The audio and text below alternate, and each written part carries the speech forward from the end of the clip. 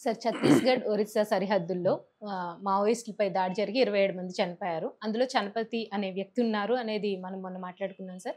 అయితే ఈ వ్యక్తి ఏంటంటే చంద్రబాబు నాయుడు మీద అటాక్ చేసినప్పుడు ఆ అటాక్ సమయంలో ఆయన ఉన్నారు అనేది న్యూస్. అయితే ఇప్పుడు చనిపోయినప్పుడు మాత్రం ఆయన సెల్ఫీ తీసుకుంటూ చనిపోయారు అనే న్యూస్ వచ్చింది సార్. అసలు సెల్ఫీ తీసుకుంటూ చనిపోవడం ఏంటి? అలాగే ఆయన అసలు మావోయిస్ట్‌లోకి రావడానికి ఆయన బయోగ్రఫీ ఒకసారి చర్చించుకుందాం సార్.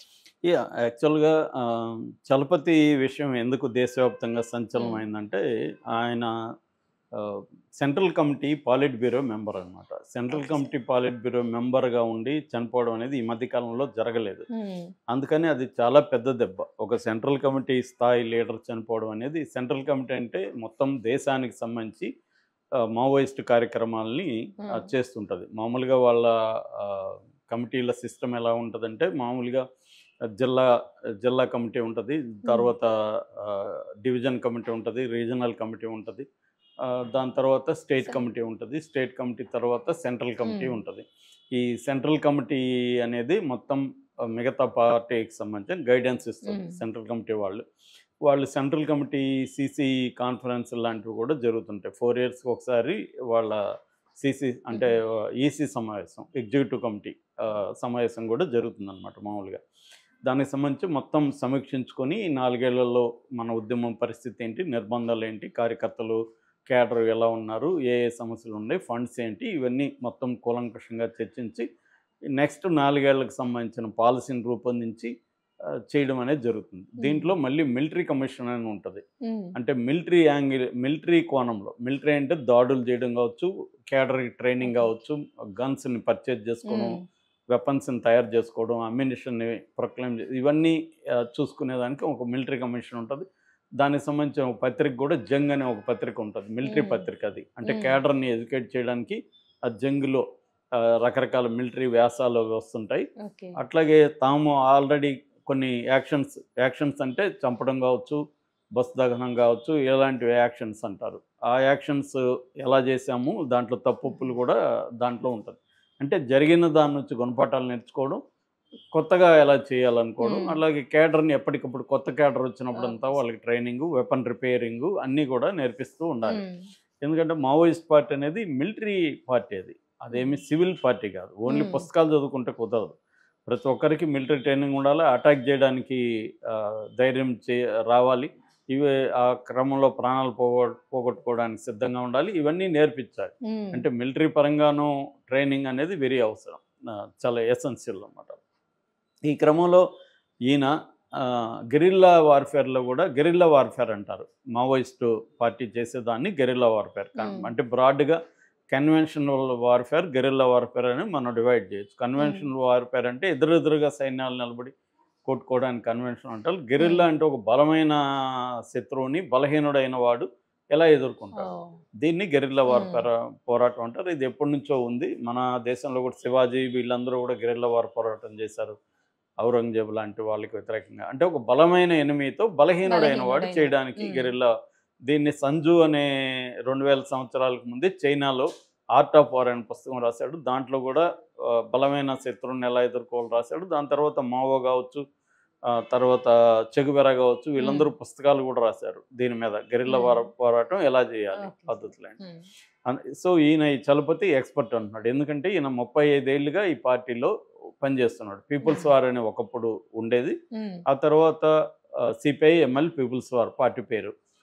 కొండపల్లి సీతారామయ్య ఇలాంటోళ్ళు దీన్ని స్థాపించారు. హుహు. దాని తర్వాత 2004లో బీహార్‌లో ఆ ఏరియాలో పనిచేస్తున్న MCC Maoist hmm. Community centre, PU party unity, people's war ఇంకా చిన్న చితకా 2, 3 అన్నీ కలిపి సిపిఐఎంఎల్ మావోయిస్ట్ అనే పార్టీ ఏర్పడింది. సో, ఈ సిపిఎంఎల్ మావోయిస్ట్‌కి కేంద్ర కమిటీలో పాలిట్ బ్యూరోలో ఈయన మెంబర్ అనమాట హ్మ్. చలపతి. హ్మ్. సో, అందుకని దేశవ్యాప్తంగా ఇప్పుడు చలపతి చనిపోవడం మీద చర్చ జరుగుతుంది. సో, ఇప్పుడు కొన్ని అంశాలు కొత్తవి బయటకొచ్చాయి.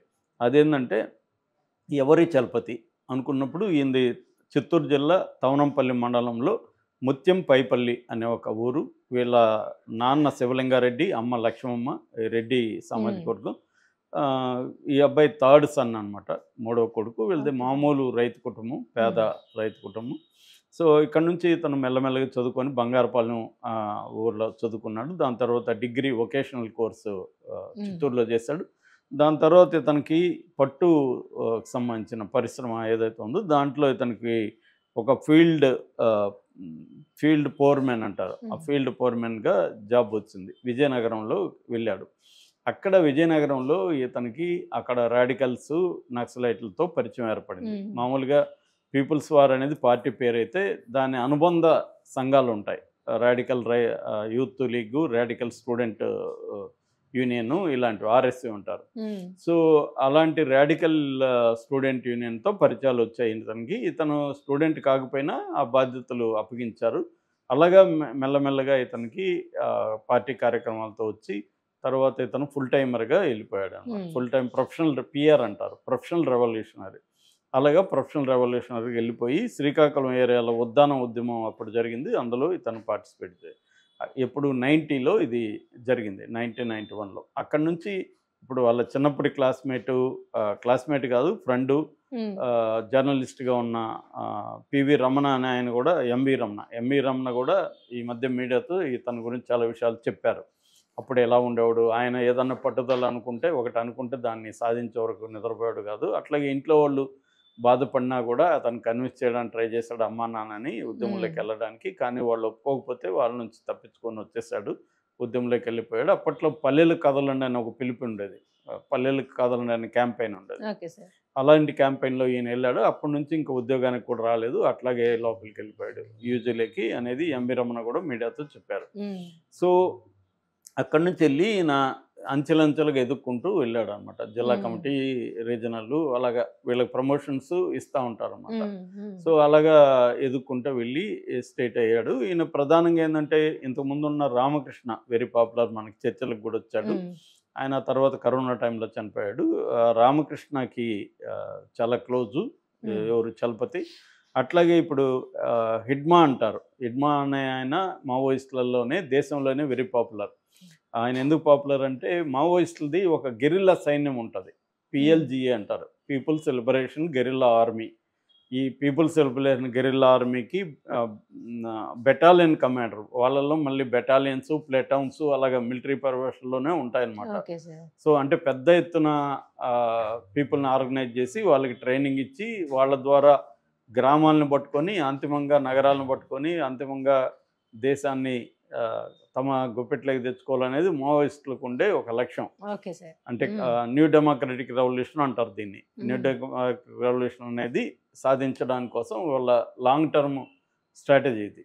సో ఈ స్ట్రాటజీలో భాగంగా పిఎల్జిఏ కమాండర్గా హెడ్మాన్ పెట్టారు. ఆయన అనేక గెరిల్లా పోరాటాల్లో పాల్గొన్నాడు. ఆయనకి ఈయన గురువు చలపతి.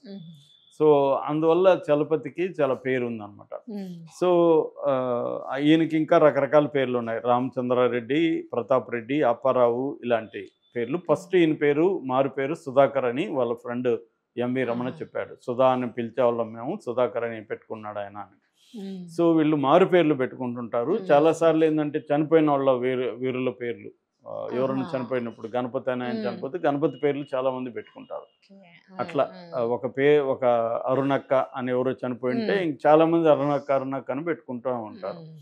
అట్లా ఈయన 2010లో అరుణ అలియాస్ చైతన్య అనే ఒక అమ్మాయిని పెళ్లి చేసుకున్నాడు.